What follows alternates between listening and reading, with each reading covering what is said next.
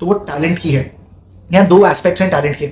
आप देखें जितने सारे नए क्रिकेटर्स भले इंडिया में आ रहे हैं, शॉन मार्श एक बहुत क्लासिक एग्जांपल है। शॉन मार्श ने ऑस्ट्रेलिया में बहुत ज्यादा अच्छी परफॉर्मेंस इंटरनेशनल लेवल पे नहीं दी थी, लेकिन आईपीएल का जो पहला सीजन था उनका, मेरे ख्याल में उससे ज्यादा अच्छी परफॉर्मेंस किसी की नहीं थी उस सीजन में। उसी के चलते वो ऑस्ट्रेलिया जैसी टीम में ट्रांजिशन कर पाए। फ्रेजर मगर की बात करें जो इस समय दिल्ली कैपिटल्स में, उनका भी यही रीजन है, यही कुछ स्टोरी है कि आईपीएल में परफॉर्मेंस अच्छी थी, इसी वजह से ऑस्ट्रेलिया ने उनको चांस दिया।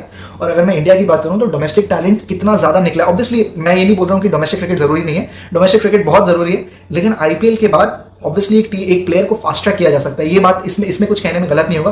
भले हम बुमराह की बात करें, हार्दिक पांड्या की बात करें, ऋषभ पंत की बात करें, और ऐसे काफी प्लेयर्स हैं जो डोमेस्टिक क्रिकेट में बहुत अच्छा कर रहे थे, लेकिन क्योंकि वो आईपीएल खेले तो उनको फास्ट ट्रैक किया जा सके। यशस्वी जायसवाल भी उनमें से एक है, उनका डोमेस्टिक में बहुत अच्छा परफॉर्मेंस था, आईपीएल में चांस मिला और वो फास्ट ट्रैक किए गए।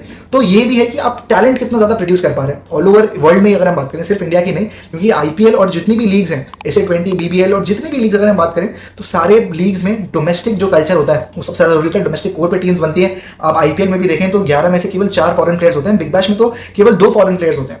तो प्रायोरिटी दी जाती है कि जो डोमेस्टिक का, जो उनके लोग हैं, उनकी कंट्री के प्लेयर्स हैं, उनको प्रायोरिटी दी जाए। और इसी की वजह से क्रिकेट में टैलेंट इस तरीके से बहुत अच्छी तरीके से निकल रहा है।